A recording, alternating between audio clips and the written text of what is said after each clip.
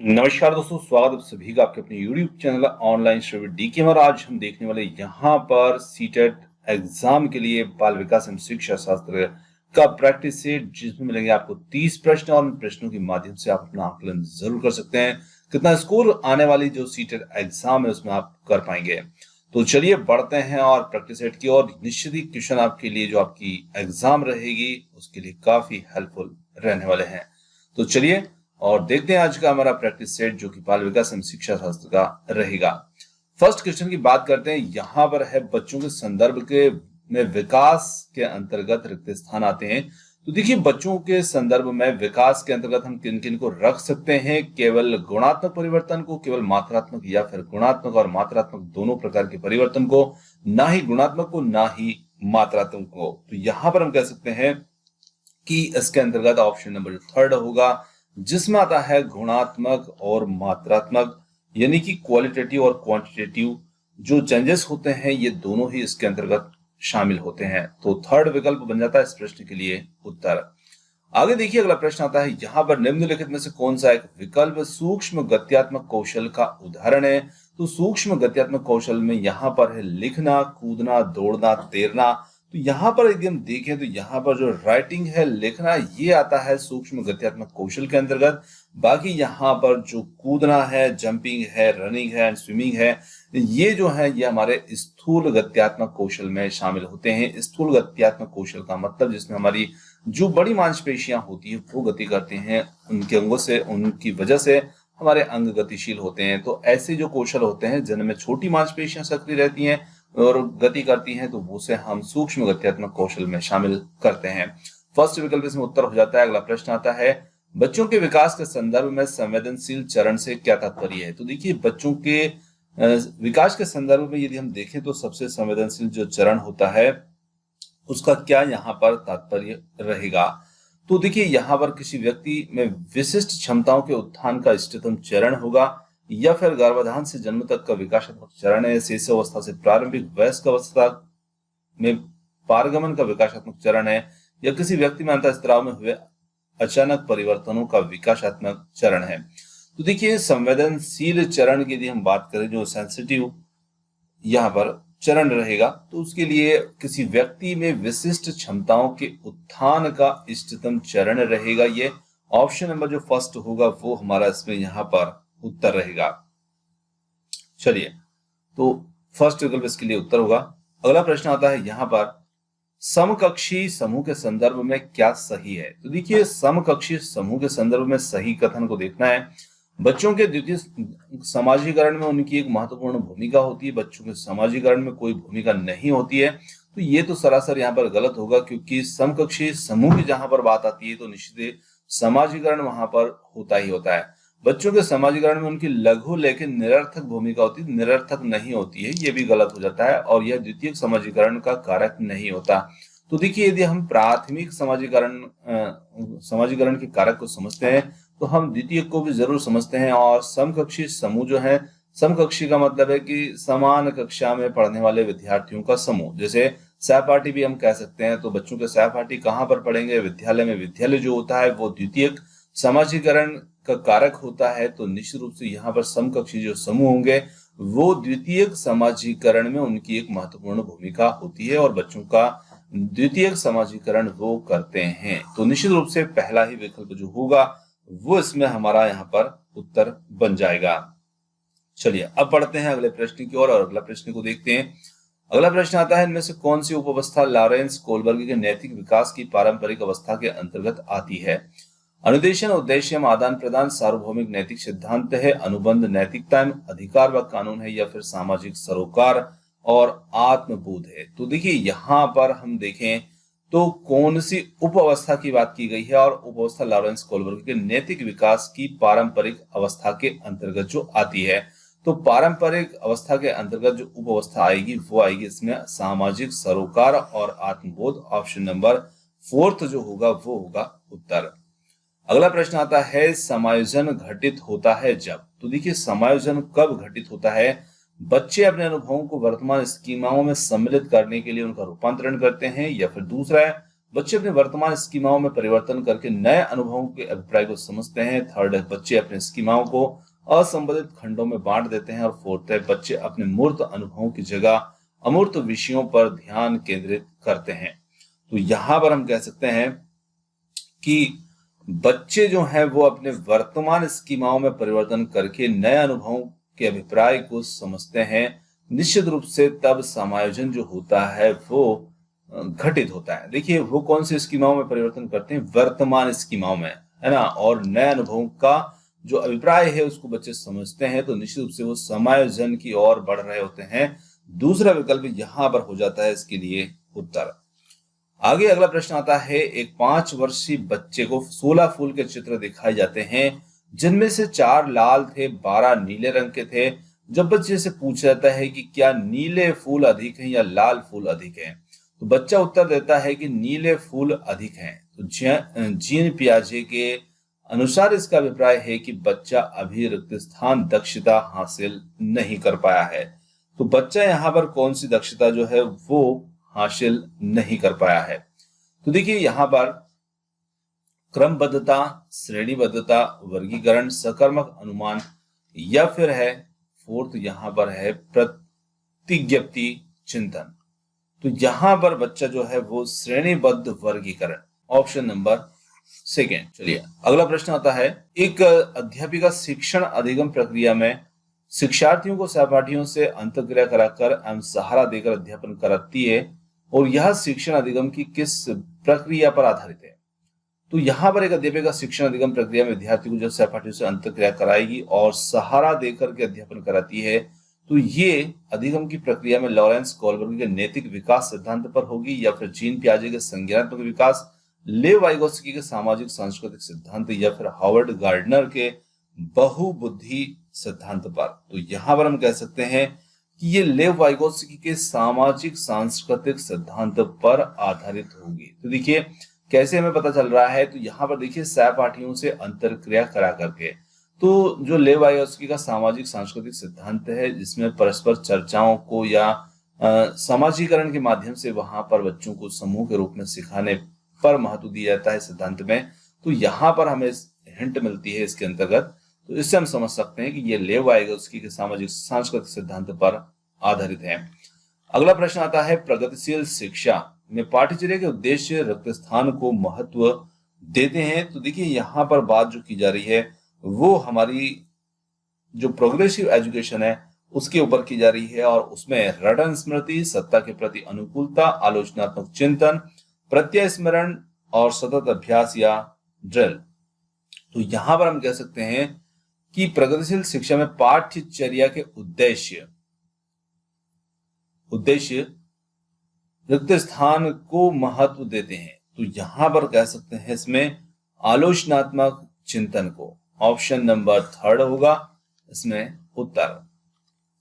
अगला प्रश्न आता है, हार्वर्ड गार्डनर के बहुबुद्धि सिद्धांत के अनुसार इनमें से कौन सी बुद्धि जटिल आंतरिक भावनाओं को पहचानने, उनका प्रयोग करके अपने आचरण को दिशा देने की योग्यता से संबंधित है। तो यहां पर हम कह सकते हैं कि इसमें हमारा जो उत्तर रहेगा अंतर्व्यक्तित्व बुद्धि या भाषात्मक बुद्धि या फिर प्राकृतिक बुद्धि। तो यहां पर हम कह सकते हैं कि इसमें जो अंतर्व्यक्तित्व बुद्धि होगी वो कहलाएगी दूसरों की भावनाओं को पहचानने, उनका प्रयोग करने और अपने आचरण की दिशा देने की योग्यता। अगला प्रश्न यहाँ पर कथन के रूप में है, और कक्षा में प्रिंट समृद्ध वातावरण का सृजन बहुत महत्वपूर्ण है। तर्क इसके पीछे दिया जा रहा है, उपकारी वातावरण भाषा विकास में अर्थपूर्ण भूमिका निभाता है। अब यहाँ पर सही विकल्प का हमें चयन करना है, और सही विकल्प को देखें तो क्या यहाँ पर ए और आर दोनों सही है या आर सही व्याख्या करता है। एक ही ए आर दोनों सही लेकिन आर सही व्याख्या नहीं करता है, कि ये दोनों गलत हैं, एक सही एक गलत है। तो यहाँ पर इस प्रकार के कथन हम अक्सर देखते ही हैं, तो इसलिए हम ज्यादा इन पर जोर नहीं देते इसके विकल्पों पर। और पहले विकल्प की यदि बात करें तो जिसमें ए और आर दोनों सही बात की जा रही है, क्योंकि कक्षा में जो प्रिंट समृद्ध वातावरण का सृजन बहुत ही महत्वपूर्ण है। जिस प्रकार का कक्षा के अंदर प्रिंट समृद्ध वातावरण रहेगा, बच्चों का अधिगम उतनी तेज गति से होगा, उतना ज्यादा उतना अच्छा होगा, है ना। और इस प्रकार का जो वातावरण होता है वो भाषा विकास में अर्थपूर्ण भूमिका भी निभाता है। तो दोनों यहाँ पर सही है और आर सही रूप से व्याख्या भी इसकी करता है। अगला प्रश्न आता है, यहाँ पर रिक्त स्थान शब्द का प्रयोग जैविक अंतरों के लिए होता है, जबकि रिक्त स्थान शब्द का प्रयोग विशेषताओं और स्वभावों को दर्शाने के लिए होता है, दिखाने के लिए होता है, जिसे कि एक विशेष संस्कृति पुरुषों और महिलाओं के लिए उपयुक्त मानती है। तो देखिए, यदि हम देखें तो यहाँ पर जो शब्द रहेंगे, हमारे दो शब्द चुनना है, लिंग जेंडर, जेंडर लैंगिकता, जेंडर और लिंग और लैंगिकता जेंडर। तो देखिए, यदि हम देखें तो लिंग शब्द जो है इसका प्रयोग जैविक अंतरों को दिखाने के लिए होता है, जबकि जेंडर शब्द का प्रयोग जो है वो किया जाता है पुरुषों और महिलाओं के लिए यहाँ पर। तो ऑप्शन नंबर फर्स्ट होगा इसमें उत्तर। अगला प्रश्न है, यहाँ पर बहुभाषी कक्षा के लिए निम्न में से कौन सा कथन सर्वाधिक उपयुक्त होगा। तो यहाँ पर कक्षा हमारी जो है वो बहुभाषी कक्षा के रूप में है, और इसके लिए स्कूल को केवल इन छात्रों को भर्ती करना चाहिए, इन लिखा है तो इन छात्रों को भर्ती करना चाहिए जो कि स्कूल के द्वारा निर्धारित अनुदेश की भाषा में संवाद करते हैं। दूसरा है, शिक्षक को सभी भाषाओं का सम्मान करना चाहिए और छात्रों को उस भाषा में संवाद करने के लिए प्रोत्साहित करना चाहिए जिनका प्रयोग करने में उन्हें आसानी हो। थर्ड की यदि हम बात करें यहाँ पर, तो शिक्षक उन छात्रों को दंडित करना चाहिए जो स्कूल द्वारा निर्धारित अनुदेश की भाषा के अलावा अन्य भाषा में संवाद करते हैं। और फोर्थ है, स्कूल के द्वारा निर्धारित अनुदेश की ही भाषा में ही सभी का मूल्यांकन होना चाहिए।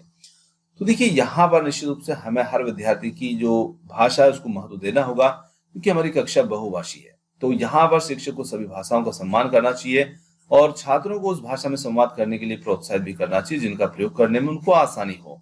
तो ऑप्शन नंबर सेकंड जो होगा वो हमारा इसमें उत्तर होगा। अगला प्रश्न आता है, यहाँ पर निम्न में से कौन सा कथन मूल्यांकन हेतु मानकीकृत परीक्षणों के संदर्भ में सही है। तो यहाँ पर छात्रों के अवसर चिंतन को प्रोत्साहित करते हैं, वे मूल्यांकन के सख्त ढांचों या संरचनाओं पर आधारित होते हैं, वे अधिगमकर्ताओं की आवश्यकताओं और विविधताओं पर आधारित होते हैं या विभिन्न विधियों का प्रयोग करते हैं, और वे मानते हैं कि प्रत्येक व्यक्ति भिन्न भिन्न गति से सीखता है। तो यहाँ पर यदि हम देखें तो इसमें मानकीकृत परीक्षणों के संदर्भ में जो सही है, तो देखिए, वे मूल्यांकन के सख्त ढांचों संरचनाओं पर आधारित होते हैं। तो ऑप्शन नंबर सेकंड जो होगा ये मानकीकृत परीक्षणों के संदर्भ में सही रहेगा। अगला प्रश्न आता है, निम्न में से कौन सी विधि अधिगम के लिए आकलन हेतु उपयुक्त है। तो यहां पर कौन सी विधि रहेगी, सिर्फ साल के अंत में परीक्षाएं, बच्चों के संप्रति बुद्धि का नियमित प्रलेखीकरण, मानकीकृत परीक्षण या केवल प्रत्यय स्मरण पर आधारित प्रश्न उत्तरी। तो यहाँ पर हम कह सकते हैं कि इसमें बच्चों के संप्रति बुद्धि का नियमित प्रलेखीकरण जो है वो अधिगम के लिए आकलन के लिए उपयुक्त तो यहाँ पर रहेगा ऑप्शन सेकेंड। अगला क्वेश्चन है, एक अध्यापिका अपने विद्यार्थियों को गणित के सवालों के उत्तर तक पहुंचने की प्रक्रिया को व्याख्या करने के लिए बढ़ावा देती है। अधिगम की प्रक्रिया के संदर्भ में ये तकनीक कैसी रहेगी, अर्थहीन होगी, कभी कभार इस्तेमाल की जानी चाहिए, अधिगम की गति को बाधित करती है, या फिर अवधि संज्ञानात्मक कौशल के विकास में मददगार होती है। तो यहाँ पर हम कह सकते हैं कि ये जो प्रक्रिया जहाँ शिक्षिका अपना रही है, अधि संज्ञानात्मक कौशल के विकास में मददगार रहेगी, ऑप्शन नंबर फोर्थ। अगला प्रश्न है, यहाँ पर समावेशी शिक्षा किन विद्यार्थियों के लिए अधिगम के उपयुक्त स्तर का मान रखती है, सृजनात्मकता, स्वलीन अधिगम, विकार या फिर मानसिक रूप से पूर्ण। तो यहाँ पर हम कह सकते हैं कि कथन एक मतलब कि जो पहला है, दूसरा है, तीसरा है, कौन चौथा कौन सा इसमें सही है। तो देखिए, यहाँ पर हम देखें तो समावेशी शिक्षा जो है वो सृजनात्मकता, स्वलीन अधिगम, विकार, मानसिक रूप से पूर्ण, इन सभी का मान रखती है, लेकिन चारों ही इसमें यहाँ पर सही रहेंगे। ऑप्शन नंबर जो फोर्थ होगा वो हमारा इसमें यहाँ पर उत्तर होगा। अगला प्रश्न आता है, एक ऐसी दशा जिसमें कोई बच्चा पढ़ते समय कुछ अक्षरों शब्दों को हटा देता है या फिर उल्टा कर देता है, रिक्त स्थान कहलाती है। तो देखिए, यहाँ पर यदि हम देखें तो ये जैसे कि वाज लिखा है और इस वाज को कोई सा पढ़ लेता है, तो यहाँ पर अक्षर उल्टे ही तो हो गए हैं। तो ये जो है एक प्रकार का दोष होता है और इस दोष को हम पठन वैफल्य या वाचन वैफल्य के नाम से जानते हैं, जिसे हम डिसलेक्सिया भी कहते हैं। तो पहला विकल्प यहाँ पर हो जाता है इसके लिए उत्तर। अगला प्रश्न है, बिंदु अपने आप परियोजनाओं पर कार्य करने के लिए बहुत ही उत्साहित रहती है, वह मौलिक एवं अभिसारी समाधानों को खोज कर लाती है। ये गुण किसकी ओर संकेत करते हैं? स्व केंद्रितता, सृजनात्मकता, बाह्य प्रेरणा या फिर संज्ञानात्मक विलंबता की ओर? तो निश्चित रूप से यहाँ पर हम कह सकते हैं कि ये जो गुण है ये सृजनात्मकता की ओर संकेत करते हैं, यानी कि वो एक क्रिएटिव है। तो यहाँ पर ऑप्शन सेकंड जो होगा वो उत्तर होगा इसका। अगला प्रश्न आता है, आंशिक दृष्टि वाले विद्यार्थी के लिए निम्न में से कौन सी अधिगम सामग्री उपयुक्त है? देखिए, बच्चा यहाँ पर आंशिक दृष्टि वाला है तो बड़े बड़े प्रिंट में छवि पुस्तकें, त्रिआयामी मानचित्र और चार्ट, छोटे प्रिंट वाले कार्यपत्रक, सॉफ्टवेयर जो कि मूल पाठ को वाक में परिवर्तित कर दें। तो यहाँ पर कौन सा उत्तर हमारा इसमें रहेगा? तो देखिए, यदि हम देखें तो बच्चे को यदि आंशिक दृष्टि दोष वाला है, मतलब कि थोड़ा सा उसको देखने में समस्या है, पूरी तरह से बच्चा दृष्टिबाधित नहीं है, तो आंशिक दृष्टिबाधित है तो निश्चित रूप से बड़े प्रिंट में छवि पुस्तक है उसके लिए यहाँ पर उपयोगी रहेंगी। त्रिआयामी मानचित्र और चार्ट भी उसके लिए उपयोगी रहेंगे। अब छोटे प्रिंट वाले का तो कोई मतलब ही नहीं रहेगा क्योंकि बच्चे को आंशिक दृष्टि दोष है। और सॉफ्टवेयर जो कि मूल पाठ को वाक में परिवर्तित कर दें, तो निश्चित रूप से यहाँ पर 1, 2 और 4 हमारा उत्तर है। और इसके लिए विकल्प को देखें तो 1, 2, 4 के रूप में यहाँ पर दे रखा है ऑप्शन नंबर सेकेंड जो है वो हमारा उत्तर बन जाता है। चलिए आगे बढ़ते हैं और अगले प्रश्न को देखते हैं। काफी अच्छा प्रश्न था। अगला प्रश्न आता है, कक्षा में बच्चों के अधिगम को सहयोग देने के लिए निम्न में से कौन सी योजना प्रभावशाली नहीं है? नहीं को देखना है। कभी कभी जल्दबाजी में हम नहीं को हाँ देख लेते हैं, तो यही हमारी गलती जो है वो हो जाती है। तो देखिए, यहाँ पर यदि हम देखें तो सबसे जो नेगेटिव होगा वही हमारा उत्तर होगा। तो यदि हम देखें तो संप्रति नक्शों के निर्माण में बच्चों की सहायता करना ये पॉजिटिव है, और बच्चों की स्मृति सहायक विधियों के और खंडीकरण के उपयोग की सीख, और बच्चों को प्रश्नों के उत्तर को निष्क्रिय नकल उतारने के लिए कहना, और बच्चों को अपने सहयोगियों के साथ बैठकर सीखने के लिए प्रेरित करना। तो थर्ड वाला जो है वो सबसे ज्यादा यहाँ पर नेगेटिव बात कर रहा है, विकल्प नंबर 3। तो यही हमारा उत्तर होगा क्योंकि ये प्रभावशाली इसमें नहीं रहेगा। तो थर्ड विकल्प होगा उत्तर। आगे बढ़ते हैं अगले प्रश्न की ओर। अगला प्रश्न आता है, निम्न में से कौन सा सवाल प्रक्रियात्मक ज्ञान से संबंधित है? तो प्रक्रियात्मक ज्ञान से संबंधित जो रहेगा, अमेरिका की राजधानी क्या है, ये प्रक्रियात्मक ज्ञान नहीं है। मानचित्र ग्लोब में क्या अंतर है, ये भी नहीं है। और 3 अंकों वाली संख्याओं को जोड़ने का तरीका क्या है, तो यहाँ पर हम एक क्रिया का उपयोग करेंगे जिसको जोड़ने के तरीके के ऊपर बात की जाएगी और करके भी दिखाएंगे। तो यहाँ पर ये जो विकल्प है ये यहाँ पर एक प्रक्रियात्मक ज्ञान से संबंधित होगा। प्रकाश संश्लेषण की परिभाषा क्या है, ये भी इसमें नहीं रहेगा। तो ऑप्शन थर्ड जो होगा वो हमारा इसमें उत्तर होगा। अगला प्रश्न आता है, राष्ट्रीय शिक्षा नीति 2020 प्रस्तावित करती है, तो यहाँ पर क्या ये प्रस्तावित करेगी? वेदन और अभ्यास पर आधारित अन्वेषण प्रेरित खोज उन्मुखी, या फिर पाठ्यपुस्तक शिक्षक केंद्रित परीक्षाओं के लिए सीखने की ओर उन्मुख? तो देखिए, राष्ट्रीय शिक्षा नीति 2020 जो है ये प्रस्तावित करती है कि शिक्षा अन्वेषण प्रेरित खोज उन्मुखी हो। तो दूसरा विकल्प होगा यहाँ पर उत्तर, अन्वेषण प्रेरित खोज उन्मुखी होनी चाहिए। अगला प्रश्न आता है, निम्न में से कौन सा कथन सार्थक अधिगम की श्रेष्ठ परिभाषा देता है? तो यहाँ पर देखिए, जो सार्थक अधिगम की श्रेष्ठ परिभाषा देता है, अधिगम पाठ्य पुस्तकों में दिए गए तथ्यों को याद करने तक सीमित है। अधिगम एक ऐसी सक्रिय प्रक्रिया है जो बच्चों द्वारा विद्यालय के बाहर ली गई जानकारी को सम्मिलित करता है। थर्ड, अधिगम को केवल पेपर पेंसिल आधारित मानकीकृत परीक्षाओं के द्वारा ही मापा जा सकता है। या फोर्थ है, अधिगम प्रक्रिया में विद्यार्थियों को केवल शिक्षक द्वारा जानकारी मिलनी चाहिए। तो यहाँ पर यदि हम देखें तो अधिगम जो है एक सक्रिय प्रक्रिया है और जो बच्चों के द्वारा विद्यालय के बाहर ली गई जानकारी को भी सम्मिलित करता है ना। तो निश्चित रूप से एक सक्रिय प्रक्रिया होती है। बच्चे सिर्फ विद्यालय में नहीं सीखते, विद्यालय के बाहर भी सीखते हैं। और एक अधिगम जो है सार्थक अधिगम, वो उनकी बाहर की जानकारी को भी उसमें सम्मिलित करेगा, यानी कि बच्चों के अनुभवों को भी महत्व दिया जाएगा। तो दूसरा विकल्प इसमें होगा उत्तर। अगला प्रश्न हमारा है यहाँ पर समस्या समाधान के संदर्भ में, किसी समस्या को एक ही तरीके से प्रस्तुत करने पर अटक जाना क्या कहलाता है? प्रक्रियात्मक स्थिरता, अनुक्रिया समुच्चय, अनुरूपक चिंतन, साधन लक्ष्य विश्लेषण। तो यहाँ पर हम कह सकते हैं कि इसे हम अनुक्रिया समुच्चय के रूप में कहेंगे। ऑप्शन नंबर सेकेंड होगा, एक रिस्पॉन्स सेट किया रहेगा। दूसरा विकल्प, एक कक्षा में विद्यार्थियों के छोटे छोटे समूह में एक नियत कार्य करने पर लगे हुए हैं। प्रत्येक समूह का एक सहायक है और किस उपागम का कक्षा में उपयोग हो रहा है? तो देखिए, जब बच्चे छोटे छोटे समूह में विभाजित हैं, बच्चे कार्य पर लगे हुए हैं और उनके लिए एक सहायक भी यहाँ पर प्रत्येक समूह में मौजूद है, तो निश्चित रूप से कक्षा का जो यहाँ पर गतिविधि हो रही है वो एक संरचनावादी यहाँ पर गतिविधि हो रही है। इसे हम कहेंगे संरचनावादी, यानी कक्षा यहाँ पर संरचनावादी के रूप में मौजूद है, जहां बच्चे समूह में कार्य कर रहे हैं और एक दूसरे से सीख रहे हैं। तो दूसरा विकल्प यहाँ पर होगा उत्तर। अगला प्रश्न आता है, समस्या के समाधान की वो प्रणाली जिसमें लक्ष्य से आरंभ करके क्रमशः पीछे की तरफ चलकर हल तक पहुंचा जाता है, रिक्त स्थान कहलाती है। अनुरूपक पश्चिगामी कार्यकारी युक्ति कलन विधि स्मरण सहायक विधि। तो यहाँ पर इसे हम कह सकते हैं कि ये पीछे की तरफ चल करके हल तक पहुंचा जाता है, पश्चिगामी कार्यकारी युक्ति कहलाएगी। दूसरा विकल्प होगा यहाँ पर उत्तर। जब बच्चे गलतियां करते हैं तो उन्हें कक्षा में महत्व नहीं देना चाहिए, उन्हें कार्य को बार बार दोहराने के लिए कहना जब तक कि ये गलती करना ना छोड़ दे, या फिर उन्हें कक्षा के एक अलग खंड में बैठाना चाहिए। शिक्षक को बच्चे की सोचने की समझने की प्रक्रिया को समझने के लिए उनके साथ चर्चा करनी चाहिए। तो देखिए, गलतियां जो होती है वो शिक्षक को निश्चित रूप से बच्चों को सोचने समझने का अवसर देती है, और शिक्षक को बच्चे की जो सोचने समझने की प्रक्रिया उसको समझने के लिए बच्चों के साथ में चर्चा जरूर करना चाहिए, बच्चों की गलतियों के ऊपर बात करके। तो चौथा विकल्प यहाँ पर सही होगा। अगला प्रश्न है, एक शिक्षक अपने छात्र को सीखने के लिए आंतरिक रूप से प्रेरित बने रहने के लिए कैसे प्रोत्साहित कर सकता है?